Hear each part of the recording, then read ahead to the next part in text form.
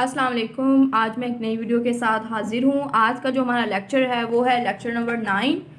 Subject है हमारा पेलेनोलॉजी और सेमेस्टर है हमारा 6। टॉपिक का नेम है classification of organic particles in sediments, के ऑर्गेनिक पार्टिकल्स सेडिमेंट्स की लेयर्स के अंदर किस तरह से प्रिजर्व हुए थे और उनकी क्लासिफिकेशन जो है हमने किस तरह से करनी है। पेलेनोलॉजिस्ट की बात करते हैं तो पेलेनोलॉजिस्ट ने ये नोट किया कि जब मैसिरेशन रेजिड्यूज जो है वो प्रिपेयर किए जाते थे सेडिमेंट्री रॉक से, तो उनके अंदर ऑर्गेनिक मटेरियल्स की काफ़ी ज़्यादा वैरायटी जो थी वो पाई जाती थी इन एडिशन टू पेलिनोमॉर्फ्स।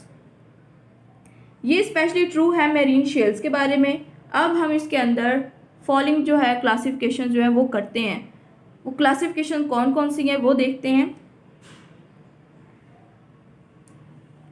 सबसे पहले हमारे पास जो सिस्टम है वो है जी मैनम सिस्टम ऑफ क्लासिफिकेशन। मैनम सिस्टम के अंदर मैनम ने 1976 के अंदर एक सिस्टम जो है वो हमें दिया, ठीक है, जिसको हम कहते हैं मैनम सिस्टम। मैनम ने ये सजेस्ट किया कि जो टर्म है पेलिनो डेब्रिस वो हम यूज़ करते हैं नॉन पेलिनोमॉर्फ ऑर्गेनिक पार्टिकल्स के लिए, चाहे वो कार्बोनाइज्ड हो या फिर कार्बोनाइज्ड ना हो।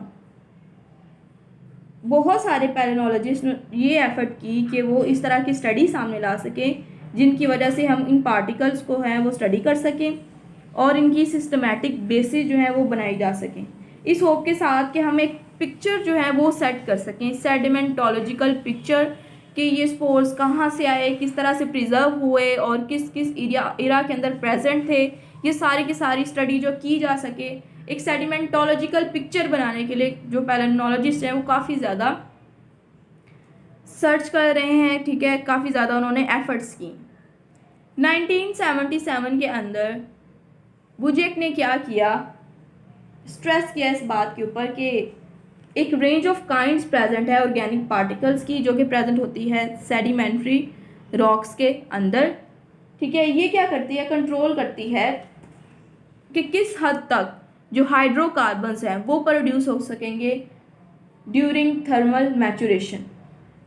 ब्यूजेक ने क्या किया, जो इस तरह के ऑर्गेनिक पार्टिकल्स थे उनकी क्लासिफिकेशन पेश की। अब ये जो 4 प्रिंसिपल्स थे इस क्लासिफिकेशन के वो कौन से हैं। सबसे पहले अमॉर्फोजन उन्होंने कहा कि जो अमॉर्फस और स्ट्रक्चरलेस ऑर्गेनिक मैटर है उसको कह दिया उन्होंने कि अमॉर्फोजन है। फिर फायरोजन कहा कि जो नॉन वुडी प्लांट मटेरियल है जिसके अंदर पेलिनोमॉर्फ्स भी आती हैं उसको फायरोजन कह दिया। फिर हमारे पास थर्ड कैटेगरी आती है जो कि है जी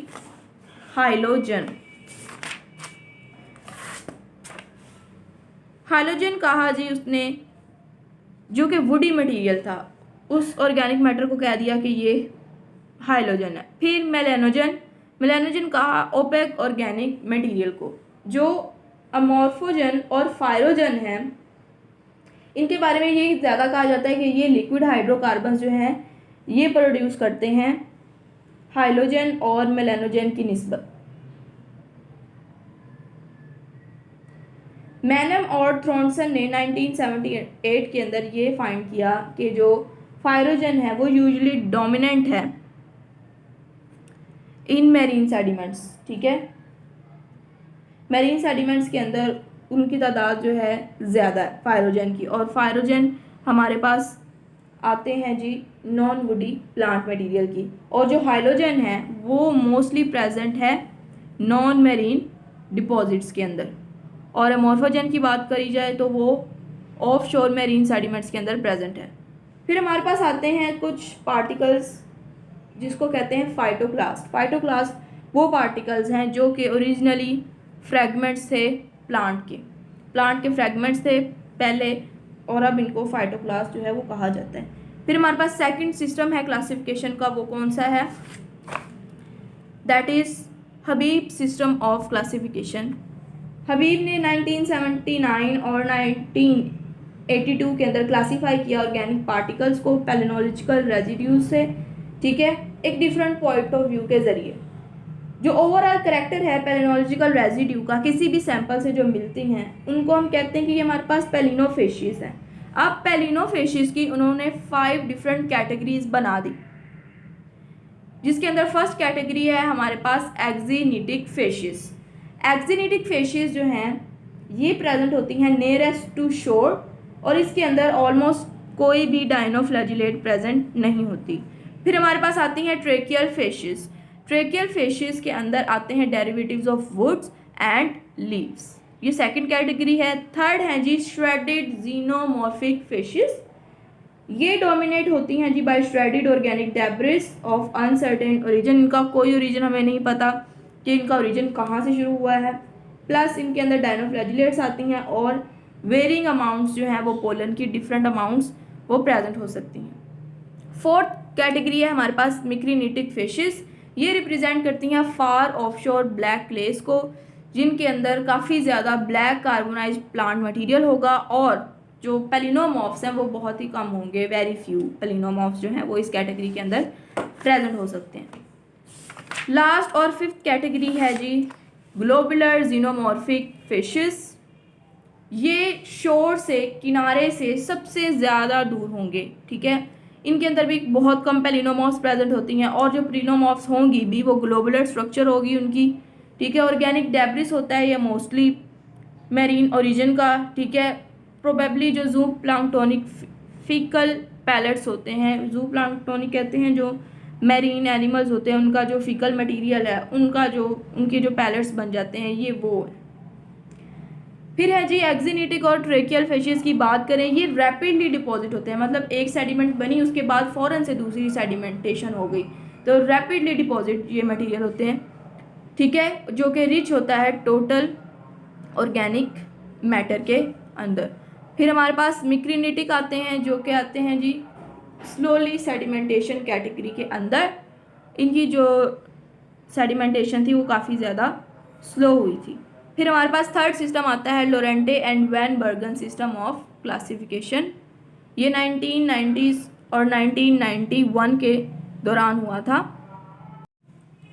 1991 और 1990s में लोरेंटे एंड वैनबर्ग ने क्या किया, रिप्रेजेंट किया ऐसा सिस्टम ऑफ क्लासिफिकेशन जो कि ऑलमोस्ट कवर कर रहा था सारे पेलिनोमॉर्फ्स को, ठीक है। इसके अंदर डायनोसिस्ट भी आ रहे थे, एक्रीटाक्स भी आ रहे थे और वुड के पार्टिकल्स भी आ रहे थे, ठीक है। एम क्या था इस क्लासिफिकेशन का, ये प्रोवाइड करना कि एक इंक्लूसिव कवरेज प्रोवाइड करना जिसके अंदर ऑल फॉर्म्स ऑफ पेलिनोमॉर्फ्स को क्लासीफाई किया जा सके, ठीक है। दूसरा एम ये था कि पेलिनोफिशेस जो हैं उनको अच्छी तरह से उनको डिटेल से स्टडी किया जा सके। अब लोरेंटे और वैनबर्ग ने एक सिस्टम दिया क्लासिफिकेशन का, उसके अकॉर्डिंग सबसे पहले जो हमारे पास कैटेगरी आती है वो है पीपी पेलिनोमॉर्फ्स प्रॉपर। अब इनकी आगे फर्दर कैटेगरीज हैं ए टू जी। ए के अंदर प्लांट रिलेटेड रिमेन्स हैं और ए को फर्दर सब डिवाइड किया गया है 3 कैटेगरीज में, जिसके अंदर स्पोर्स हैं, पोलन्स हैं, ग्रीन एल्जी हैं। अब स्पोर्स का साइज डिफरेंट है, मेगा स्पोर्स हैं, स्मॉल स्पोर्स हैं, ग्रीन एल्जी के अंदर हायरोडिक्टेसी हैं। कैटेगरी बी के अंदर एक्रीटाक्स हैं, डायनोफ्लैजिलेट्स, सिस हैं, साइनोबैक्टीरिया हैं, ठीक है, लेकिन ये रेयर केस के अंदर हैं। एनिमल रिलेटेड रिमेन्स प्रेजेंट हैं। तो ये सारी चीज़ें जो हैं ये सारी पेलिनोमॉर्फ्स प्रॉपर के अंदर आती हैं। इसके अलावा जो कैटेगरी है हमारे पास एनिमल रिलेटेड रिमेन्स, उसके अंदर फर्दर सब डिवीजन है, जैसे कि फोरामिनी फेरल काइटिनोजोन लाइनिंग्स, काइटिनोजोन्स, कोलिकोडोन्स, इसके अलावा इंसेक्ट्स, डिस्क्रीट एक्सोस्केलेटन पार्ट्स, फिर tintinnids and other miscellaneous animal groups. Category F जो है पेलिनोमॉर्फ्स प्रॉपर की, उसके अंदर आते हैं फंगल स्पोर्स एंड स्क्लेरोशिया, और कैटेगरी जी के अंदर आते हैं intermediate and opaque palynomorphs. First category थी P palynomorphs proper. Second category है P D that is palynodebris. Palynodebris के अंदर मेन 2 कैटेगरीज हैं। फर्स्ट है स्ट्रक्चर्ड ऑर्गेनिक मैटर STOM, जिसकी एब्रीवेशन है POM, जो कि इक्वल हम लेते हैं POM के पर्टिकुलेट ऑर्गेनिक मैटर के। इसके अंदर आते हैं फाइटोप्लास्ट, जिसके अंदर वुड, कॉक and bark, charcoal, cuticles, other plant tissues, coal, maceral fragments, जिसके अंदर विट्रीनाइट भी इंक्लूड होगा। इसके अलावा जूक्लास्ट। स्ट्रक्चर्ड ऑर्गेनिक मैटर के अंदर 2 फर्दर सब डिवीजन है, फाइटोक्लास्ट और जूक्लास्ट। जूक्लास्ट के अंदर आते हैं fragments of arthropod, exoskeleton, arthropod के स्केलेटन का कोई भी पार्ट, जैसे कॉकरोच के स्केलेटन का कोई पार्ट हो गया, कोई फ्रेगमेंट, तो ये सारे जो है जूक्लास्ट के अंदर आते हैं। सेकंड कैटेगरी है हमारे पास पेलिनोडेब्रिस की अनस्ट्रक्चर्ड ऑर्गेनिक मैटर UNSTOM। इसकी भी आगे 2 कैटेगरीज है। AOM मीन्स के अमोर्फस ऑर्गेनिक मैटर। इसके अंदर आगे भी कैटेगरीज हैं। टेरेस्ट्रियल ओरिजिन की undifferentiated gelified material of aquatic region. Second इसके अंदर आते हैं अनस्ट्रक्चर्ड विद आइडेंटिफिएबल कैरेक्टरिस्टिक। इसके अंदर रेजिन इंक्लूडिंग एम्बर और बिटुमेन। ये थी क्लासिफिकेशन लोरेंटे और वैन बर्गन सिस्टम की। यहाँ पे कंप्लीट होता है आज का लेक्चर। होप सो आपको वीडियो अच्छी लगी हो। काइंडली चैनल को सब्सक्राइब करें, वीडियो को लाइक करें और ज़्यादा से ज़्यादा शेयर करें। Thank you for watching this video. अल्लाह हाफिज़।